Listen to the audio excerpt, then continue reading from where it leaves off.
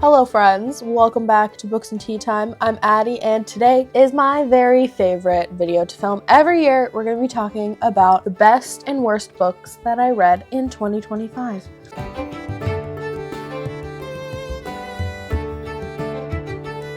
Today's tea is brought to you by my nice mug, and we have a lavender lady gray situation, and it is delicious. Today we're going to be talking about the best and worst books that I read in 2025. I also have my laptop here with that list and with my spreadsheet that I track all of my reading in. I buy this spreadsheet on Etsy. I'll have the shop and the person's name in the description box down below so that you can see it, because every year for the past, I think this is going to be my third year in 2026, I buy these spreadsheets and they are amazing. All you have to do is like type in the information about the books that you read and it tracks all of this really great stuff for you. Just an overview of the reading year. I read 90 books, which is a little less than I read last year. I think I broke 100 last year, like 104 or something, but still really good. My goal is usually 70. I read almost 14,000 pages physically, or also ebook pages, and then I listened to 571 hours of audiobooks this year. My top read genres were romance, mystery, which is so interesting because I don't read mystery, but we'll get to that, don't worry. Graphic novels and horror. I've also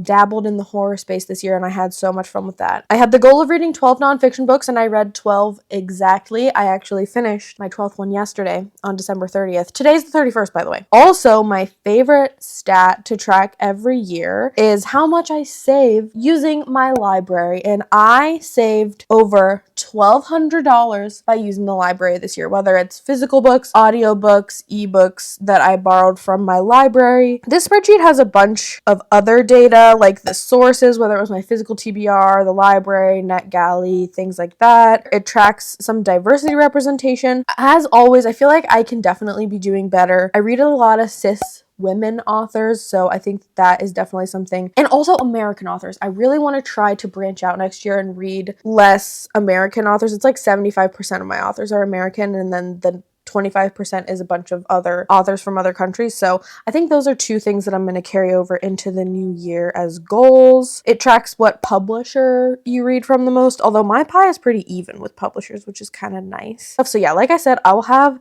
the creator in the Etsy shop for the spreadsheets down below because they are amazing. So those are some statistics. Now, here's the plan. First, we're going to talk about my worst books and also a couple of DNFs. I kind of squished those together because I didn't have a lot of really bad books this year, which is great. Then we're going to talk about some honorable mentions really fast, and then we'll wrap up with my top 10 books of 2025. I have 5 books on this worst category, although more accurately, I think this would be most disappointing because I didn't really hate any of these. I have 3 DNFs on here, mostly because they were very highly anticipated books that just did not hit the mark for me, and then 2 books that I did finish that I didn't end up liking. Our first one on here is Our Share of Night by Mariana Enriquez. I wanted to love this book so bad. The cover, the title, everything about it was a 5-star prediction for me, and I started the audiobook and I think I made it like 25% of the way in, and I was just really bored, to be honest. I wasn't having a great time. I don't know if it's an issue of translation, and that's where some of like the suspense and the horror of it all is not coming through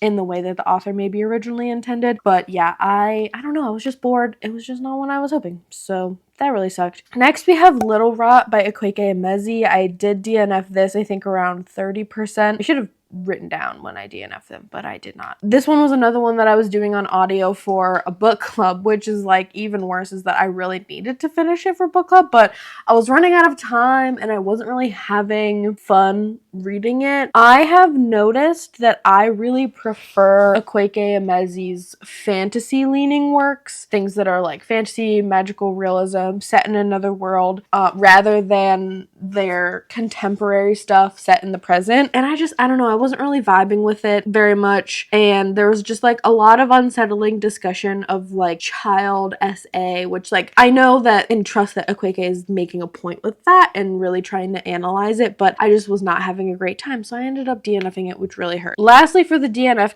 category, we have Girl Dinner by Olivia Blake. This one really, really hurt. I think I maybe made it 30 to 40% into this one. I was just so bored. And I don't even think the book is bad. I think my main issue with this is the way that it's marketed as sort of like this like unhinged horror, and like maybe eventually it gets there, but a lot of this book reminds me a lot of Night Bitch. So if you really like Night Bitch by Rachel Yoder, I think you will really like this. It's a lot of like examining the transition from like womanhood to motherhood and like how motherhood affects that. There's also a lot of like characters that are in a sorority, so it's like sorority girl vibes and then like motherhood, like explorations of motherhood. And it wasn't bad. It was not what I thought it was gonna be. I thought it was gonna be a lot more wild, maybe some cannibalism. I do think there maybe eventually is some of that, but I wasn't invested enough after 40% to be willing to finish it, which is sad because I love Olivia Blake. I love the Atlas trilogy. I read Gifted and Talented earlier this year, I think, and really, really like that one. I think this is just like a fluke though. I don't think it's bad or that I don't like Olivia Blake anymore. I think this one just like didn't necessarily suit me at the time that I was reading it. Because I also read this in October, so I was really looking for some more like dark horror, exciting, thrilling, suspenseful reads, and this just wasn't really giving that. So those are my 3 DNFs that really, really hurt. Those aren't the only 3 books that I DNF'd this year, but those are the ones that really, like,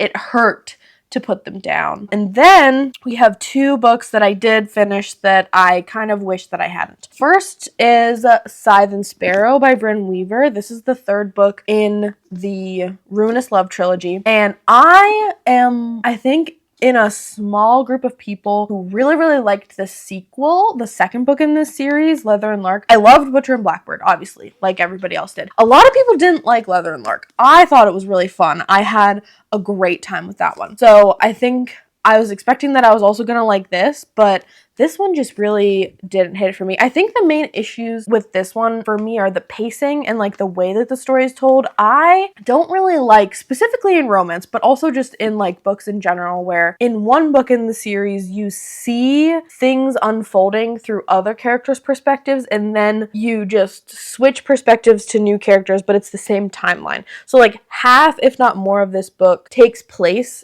during Butcher and Blackbird and Leather and Lark. And so like we're getting little bits of this storyline between Fiona and Rose where it's like, I don't know, I get frustrated because I'm like, I already know all of this. Which, like, I don't, because I haven't experienced it through their perspective, but I don't know. It's just, it bothers me. I don't really know why.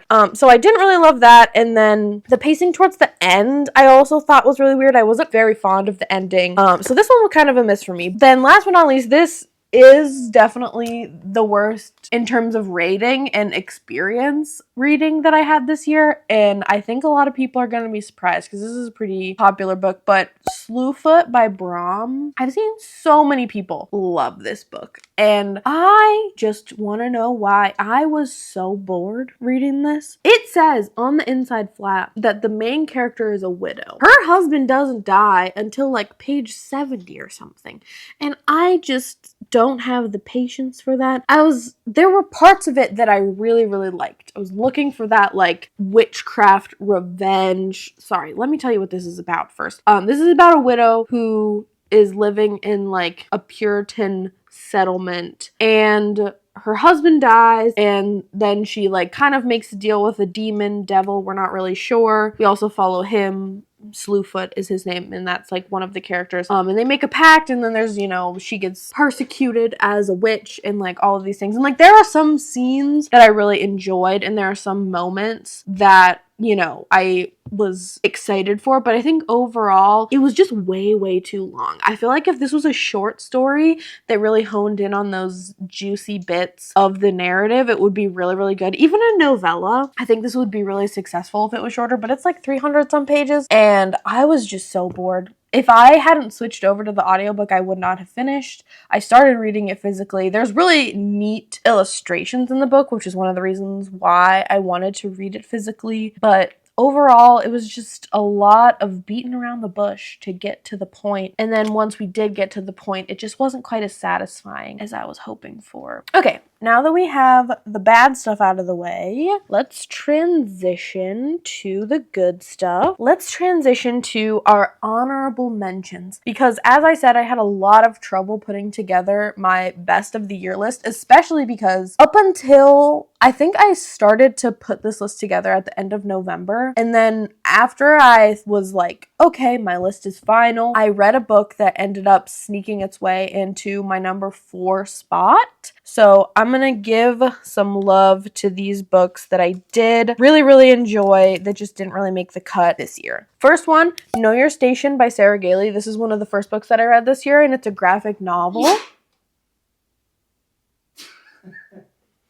Okay, bless you. Anyway, this is one of the first books that I read this year. It's a graphic novel, and I tend to give graphic novels a pretty high rating, but it's rare for it to make my top, and I was definitely considering trying to slot this in because I really loved this. It's set in like a space station world where like there's humanity has basically like found ways to live in space, and they're on this spaceship, but it's like there's a murder or like series of murders, and we're following like a sci-fi sort of like investigator character, and I don't know, it was just really good, and the ending I thought was amazing, and it takes a very entertaining and interesting approach to restorative justice, which I really enjoyed. Then also a book that I read very early in the year is Once Smitten Twice Shy by Chloe Leese. This is the third and final book to the Wilmot Sisters trilogy, and I had a great time with it. I thought it was so fun. I obviously annotated the crap out of it. Not my favorite romance that I read this year, obviously, but one that I did quite enjoy.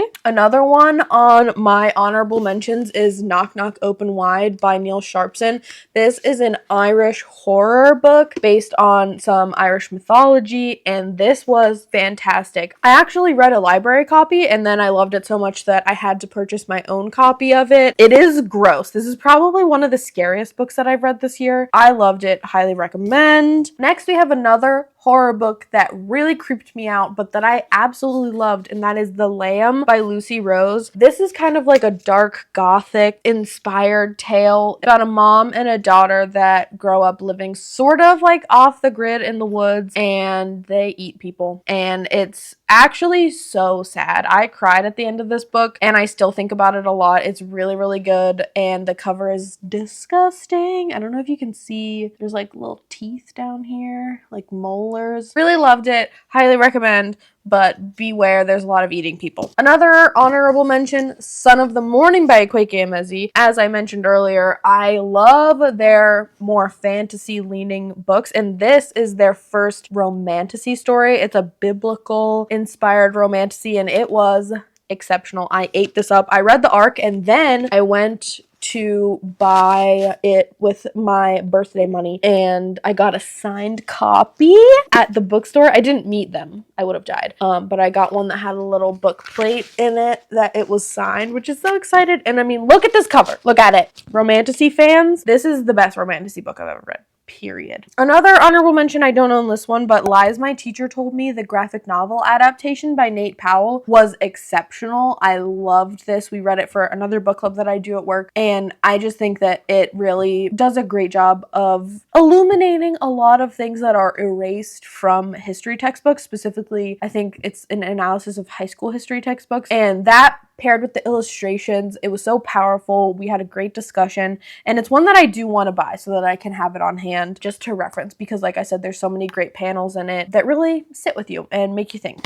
I have two Ali Hazelwood's, Mate and Deep End. She came out with like, I think 5 books this year. She's nuts. I don't understand how she does it. These are my 2 favorites that she came out with this year. Mate was a great sequel. I really liked it. I know not everybody loved it, but I had a great time with it. I thought it was great. I really loved Serena and Cohen. I laughed, I cried, I had a great time, and I got the purple one, which makes me happy. Deep End I felt really bad for because up until about 2 weeks ago, this was in my top 10. So I'm so sorry, Deep End, but you have been knocked out of the top contenders, and I'll tell you who knocked them out when we get to that. But this is a great sports romance set in college between a diver and a swimmer, I think. I don't know. It's a great time. I think it's one of my favorite Ali Hazelwoods, if not my favorite, honestly. I also read Our Prison's Obsolete by Angela Davis in November. This is a really great short nonfiction book about the prison industrial complex. It was written in 2003, but it is still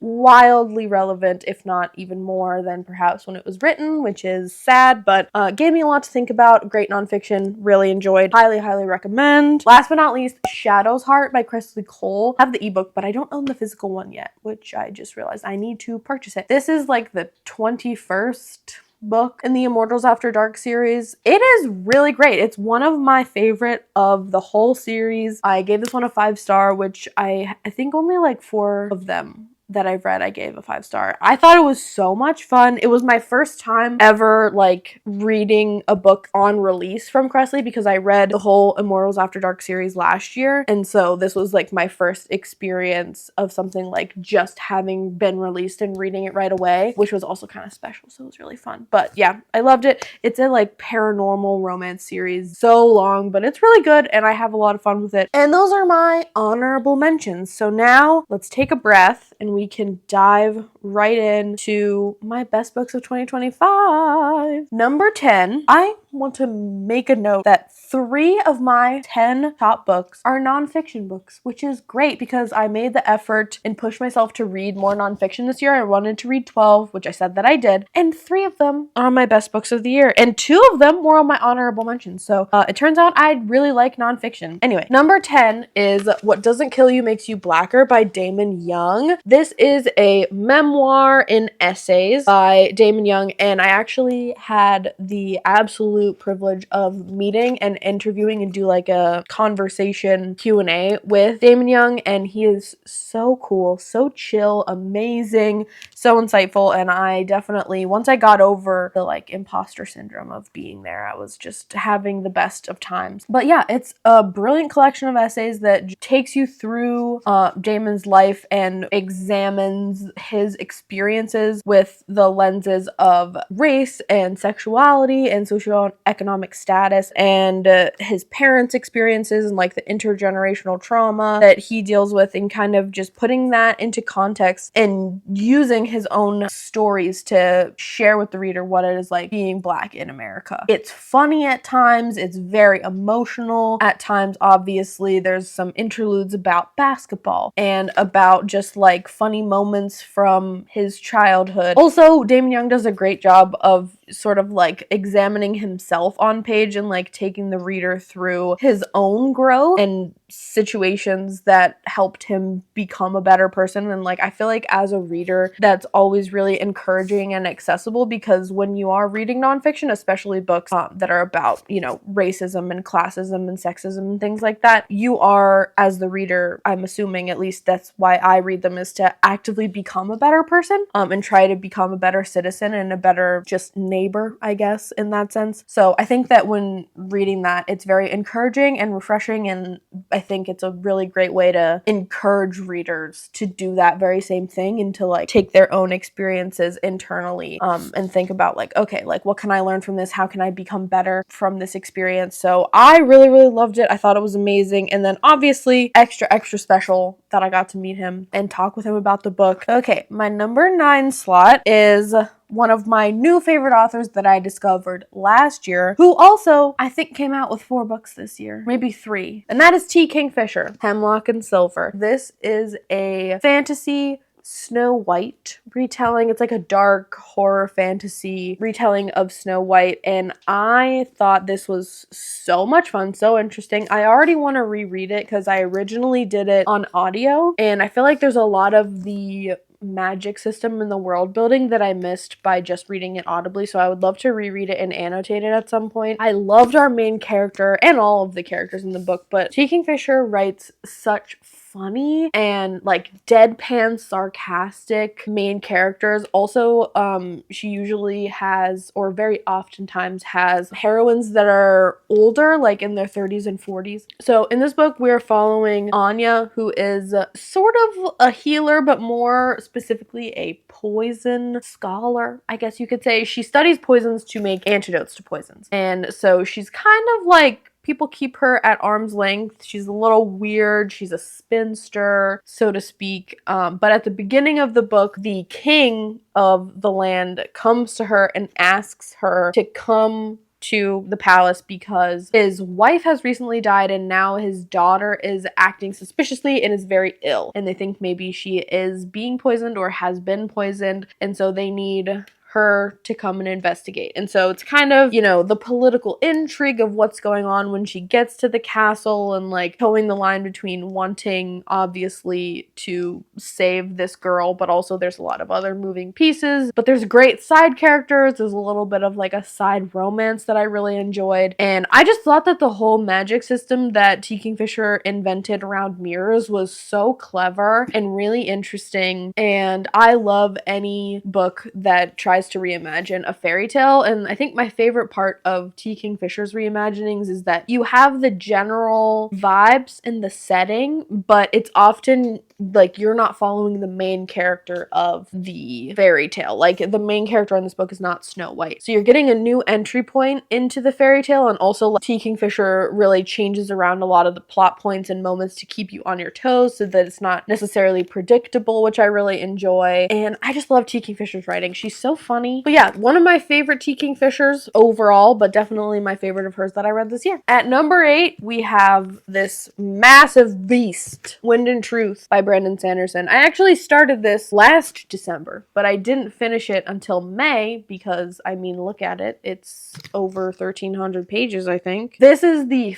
5th book in the Stormlight Archives and the final book in the first arc of the Stormlight Archives. So this was emotional. It was action-packed. It was funny. It was sad. It was just inspiring. I loved it so much. I actually have not one, but 2 spoiler reading vlogs where I talk about reading this book on my channel. So if you're interested in checking those out, I can't really say too much about this as it is the 5th book in a series, but the Stormlight Archives is exceptional. If you haven't picked it up yet, I highly, highly recommend it. And I also think now is a pretty good time because the first arc is finished. So if you were like a little anxious, I think now is a good time to get into it because you have this contained first arc within the first 5 books. But it's just an epic fantasy set in a brilliant new world that is just from the ground up completely imagined by Brandon Sanderson. It's so unique and different, and all of the characters are amazing to read from. Even like the villain characters are always so interesting to read from as you sort of get to know and understand their motivations. It's just the best of the best when it comes to fantasy, and I loved this installment. Number 7, we have another nonfiction book, and that is How Fascism Works: The Politics of Us and Them by Jason Stanley. I think this is probably one of the most important books that I've read in recent years. Definitely that I read this year. As you can see, I annotated it to high heaven because this is just, like I said, it feels so important to read it, especially now, and to understand the ways that everything that is happening right now and that has been happening over the past several years, maybe even decades, but specifically in 2025, understanding that all the things that are happening with purpose by design, and the playbook that is being used, I think, is so essential because otherwise it just feels like overwhelming and crazy and otherworldly, almost like you're living in another dimension. But when you read through and understand the step-by-step playbook of fascism and how clearly it is being used in America, this doesn't just follow America. We actually go to a couple different countries around the world and understand how different countries have fascist groups that are coming into power or maybe have been in power. I just think it's so helpful and so useful, and it made me, even though it is very terrifying and overwhelming, it also at the same time made me feel like I have a little bit of more firm ground underneath me because, you know, knowledge is power, right? So I highly, highly, highly recommend this book to any and everybody. Even if you don't read nonfiction, I just think that this is a really, really useful book, and it's not very long. It's like 180 pages or something like that. Very accessible. I feel like sometimes nonfiction, especially nonfiction about things like politics and the like, can feel very inaccessible, but the language and the writing and the approach, I think, is very accessible and that most people will will be able to find a way to engage with it. Number 6 is actually the only book that I don't yet own physically, but it is definitely one that I am going to get my hands on in the near future because I'm trying to collect all of this author's books, and that is Spread Me by Sarah Gailey. Sarah Gailey, you're a little freak and I love you. I cannot express. This book is like a fever dream, an acid trip in the best of ways. It's horror, it's erotica, it's science fiction. It's everything at once. And I loved it so much. So Spread Me is either inspired by or based on the movie The Thing, which I have not seen. It is so weird and gross and clever and emotional. I listened to the audiobook, which is narrated by one of my favorite audiobook narrators who does a lot of Sarah Gailey's stuff, Xe Sands. They do a great job narrating this and narrating everything that they read. Yeah, so we're following a scientist and her team that are on this like remote station out in the desert, and they're like taking in specimens, and one of their specimens has this disease that may or may not become like sentient. I don't want to say too much because really you kind of just have to read it and experience it for yourself. I have just like been throwing people to the wolves and telling them to read this book, but then they love it and it's great. So I think I'm like 3 for 3 on recommending this to people and them being like, wow, that's insane, but I also did like it. And it feels good. So if you are open to a wild ride, you just have to be willing to let it into your heart. But yeah, Sarah Gailey, I see you and I love you, but you're a little freak. Okay, now we're ready for the top 5 books of 2025. Not to be dramatic, but I am obsessed with all of these books. They are so good. We have in the number 5 slot, Yellowface by R.F. Kuang. I think I talked about this book earlier in the year in my mid-year freakout tag maybe, but I read this in the spring. This is so brilliant. And it's really hard for me to explain it to people who haven't read it, just the feeling and the essence that you get from this. But this is sort of like a contemporary thriller lit fic hybrid by the one and only R.F. Kuang. This actually is the first R.F. Kuang book that I have ever read. I also got to meet her and listen to her give a talk, and I got my book signed, and may I just say, she is, I think, the most intelligent person on earth. Definitely the most intelligent person I've ever met in real life, even though I just said hi to her and she signed my book. So this book is about an author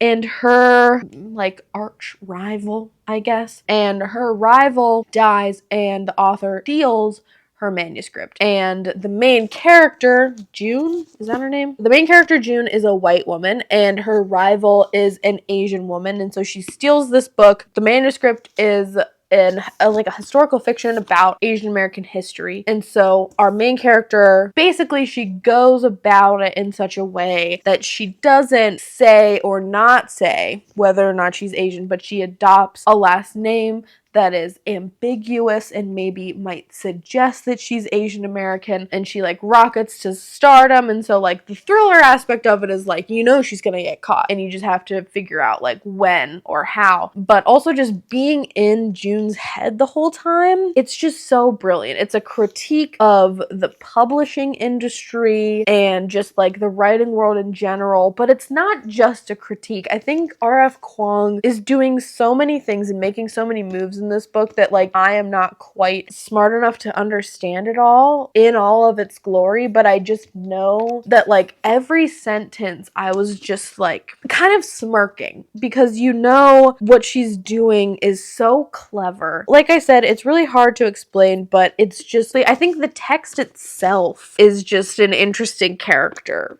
on top of June, and it makes you think. And I just like, I finished it and I sat there with a smile on my face and just tried to unpack everything. And like I said, I know I didn't unpack every little morsel that was in it the first time around, but it's just so good. And I did it audibly, and then I bought it when I went to meet R.F. Kuang and got it signed. So I would love to reread it at some point and annotate it and really like see what I can pick up on that second time around. But before I do that, I really want to read some of her other stuff. I think she's so good at writing these like sharp critiques of the world that we live in, and like not necessarily passing judgment or like offering an answer or an alternative, but just really just shining that light and saying, look at this in all of its messiness, and just leaving the reader there saying like, okay, now I've showed this to you, good luck, I know where I'm going, do you know where you're going from there? So yeah, Yellowface, fantastic, 10 out of 10, loved it. Number 5 slot. My number 4 book I read I think 2 weeks ago, and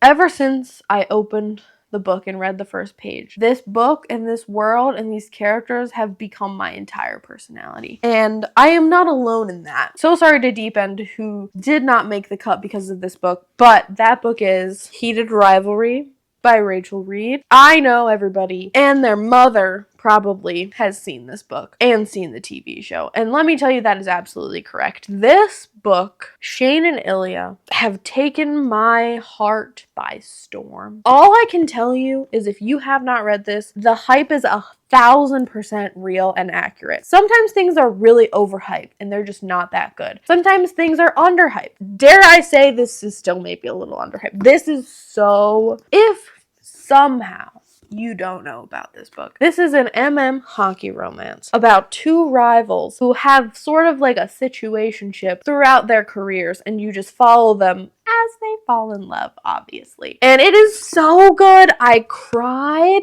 I laughed all the time. I am so obsessed with the 2 of them. Specifically, Ilya Rozanov is just, he's a shining star. The absolute sweetest, dumbest stinker in the whole world. He's a menace, but he's also just like so soft-hearted on the inside, and he just needs somebody to share it with. A bi king. We love to see it. So I don't read a lot of sports romance or a lot of hockey romance. Definitely new to the hockey romance genre as well. But this is good stuff. I already want to reread it. So when I first read it, I read a library copy. And then I asked for this and the sequel, The Long Game, for Christmas, and Alexander bought them for me. And I am already planning, probably in the next day or so, to start a reread so that I can annotate it, because I am that obsessed. I did read The Long Game also, by the way, for those who are asking. I have not read any of the other books in the series. I'm gonna go back and read the other ones later. I needed to digest Shane and Ilya's story first. I have also seen, obviously, all 6 episodes of the Crave adaptation that's on HBO. Phenomenal. The best adaptation I've ever seen of a book, but also the acting, the casting, the directing, everything about it is absolute perfection. Every moment, they absolutely nailed it. Connor Story and Hudson Williams, who play Ilya and Shane, are so damn good. I am deep down the rabbit hole that is Heated Rivalry, and I don't know when I'm gonna come back up for air, but I can tell you damn well it's not gonna be anytime soon. So if you are also obsessed,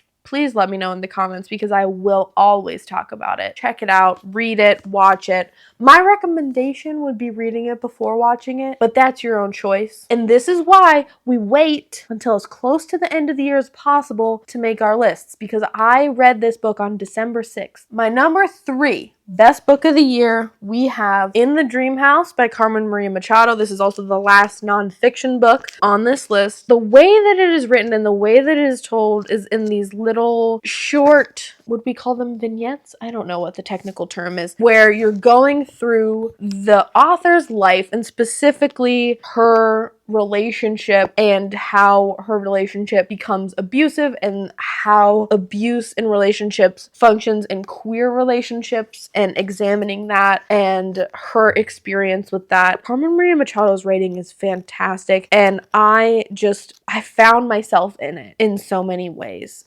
And I found myself really moved by her experiences. Not necessarily because we have similar experiences at all, but just the way that she writes, and the method of going through each chapter. Title is Dream House as blank, and it examines different narrative tropes to tell the story of Machado's experience and of her life. So, for example, we've got Dream House as American Gothic. This is one of my favorite ones. And it's just a short little chapter interlude telling some sort of experience, some sort of feeling in examining society or this moment from her life through the lens of American Gothic. And so you just go through, and each of these little chapters just takes this trope, this lens, and hyper focuses that lens on one particular moment or one thought or one emotion and uses it to examine that. And it's so absolutely brilliant. It's probably one of the best pieces of writing ever written. I think it's just so good. This is another one that at times I felt like, am I smart enough to truly understand how brilliant this is? And like the answer is probably no. At the top here, I have like my favorite chapters flagged, and then I have like other stuff just like within the chapters flagged on the side. For those of you who are wondering, let's really quickly, I'll run through my favorites. As I said, Dream House as folklore taxonomy, Dream House as erotica, Dream House as queer villainy. This one might be my favorite. This one is so good. I annotated it to high heaven. Dream House as Bluebeard, also really, really good. Dream House as lesbian pulp novel. Dream House as world building. Dream House as American Gothic. That's another one that's what might be my favorite. Dream House as idiom. Dream House as 9 Thornton Square. Dream House as ambiguity, also up there for my favorite. Dream House as proof. Dream House as vaccine, and Dream House as ending. One of my absolute favorite books maybe of all time now, to be honest. It's definitely up there. Okay, we're coming down to the wire here, folks. My second best book of the year is an author we have already talked about, and that is Neil Sharpson's The Burial Tide. So I mentioned earlier Knock Knock Open Wide, which is the first book that I read by Neil Sharpson. Was amazing. Absolutely loved it. This is his 2025 release. It came out in September, I think. I got an arc of it, read it, devoured it in like a day and a half, and then immediately pre-ordered the physical copy so that I could own it. This book is perfect. I loved every second of it. This is another Irish horror. It's set on an island. It's a fictional island, but it's inspired by the Aran Islands. But set on an island off the Irish coast, very remote, very insular community, and you're following a couple different characters, but you're following at the very beginning, the first chapter is a woman wakes up in her own grave and has to dig herself out of her grave. And so you're following her. She doesn't really have memories. She's got to figure out, why is she here? What's going on? It's just from there, it takes so many twists and turns. This is another one that is inspired by Irish Celtic folklore. There's some Irish language in the book, which I absolutely love. I think there's also some Irish in Knock Knock Open Wide. Just the way that he, again, takes these really ancient myths and just injects them into these modern settings is so interesting. And then the result is just this eerie horror story that's so suspenseful, and you never know what's going to happen. This book takes so many turns, and I was just gasping so many times. Also has some really like gross horror bits to it, but also just, I don't know. It was so good. It's also blurbed by T. Kingfisher, so I am telling you, I have not heard anybody talking about Neil Sharpson, but if you have not read him yet, especially if you are a fan of horror, you absolutely have to. His stuff is just so good. This is another author that I have bullied my friends into reading, and they both of the people that I made read them really loved it. I'm currently trying to get my mom to read it. Please check out these books. Neil Sharpson is brilliant, and I loved it. Okay, last but certainly not least, this should not really be a prize to anybody who has talked to me this year or who watched my mid-year freakout tag video. I don't even know how to begin to talk about how much I love this book and love this series. So let me just tell you what it is, and then we can unpack it. My number one book of 2025, A Dangerous Collaboration by Deanna Raybourn, but this is also just a stand-in for the entire Veronica Speedwell series. I read A Curious Beginning in January, which is the first book in Veronica Speedwell series, and then promptly read all 9 of them, right, just one after another pretty much. And I am so painfully in love with these characters and with this series and with this world. I started rereading them in the summer. I just finished my reread of book 4 in October, I think, and I did take a pause, but I'm going to continue my reread and annotating of all of them. I have a whole key in the front of each of them. I have decided that this is my favorite book in the series so far. This is number 4. So Veronica Speedwell is a historical mystery series with a strong romance subplot where we follow Veronica, who is a lepidopterist. She is a butterfly historian. She's a natural scientist, but her specialty is butterflies. And Stoker, who is also a natural historian and a taxidermist. And so they meet in the first book by a set of mysterious circumstances and then become sort of like amateur partners in solving crimes. The 4th one is my absolute favorite because if you've read the series, I am chronically obsessed with Tiberius, who is Stoker's older brother, and he features in this one a lot. But also this is just a really great book as far as like the beats of the romance between Veronica and Stoker and the plot and everything, and I just love it so much. So I really cannot express enough how good this series is, even if you aren't a fan of mysteries, which I am not a mystery reader. I just started pretty much this year dipping my toes into other mysteries because of these books, but it's not just about the mystery. I mean, it's very entertaining and the mysteries definitely will keep you on your toes. I feel like I never really see the end coming. The character work is exceptional. Not just Veronica and Stoker, but every side character is so interesting. These books are funny. They are emotional. They'll make you laugh. They'll make you cry. Everything about them is so good and really well done and just so entertaining. And the audiobooks are 1,000 out of 10. If you do end up picking this up and you like audiobooks, I absolutely recommend that you read them that way because the audiobook narrator on Angel Masters does such a good job with all of their voices and their accents and things. So I truly can't recommend the audiobooks enough. If you need a series that is just going to transport you, take you out of the present moment and just like take you away to a happy place, even though this is a murder mystery series, I have also forced 3 of my friends at work to read this, and all 3 of them have read them and loved them. So I'm telling you, if you take any of my recommendations, I really hope it's this one. Obviously, don't start with this book. This is book 4, but A Curious Beginning is the first book in the series, and I'm all in. Thank you so much to Deanna Rayburn for creating these characters in this world. You really saved my 2025 because, let's be honest, the beginning of the year and just the year in general was really rough. And the 10th book comes out in March, so now is definitely the time to start reading. Those are my best and worst books of 2025. Happy holidays, happy new year. I'll see you in 2026 where we're hopefully gonna read more amazing books. Let me know in the comments down below what your best and worst books of the year were, if you read any of these and you loved them. Thank you so much for stopping by my channel. It means the world to me. I love you all. Don't forget to like, comment, and subscribe if that's your jam, and I'll see you in my next video. Happy reading, happy writing, and happy living, and happy new year. Peace out.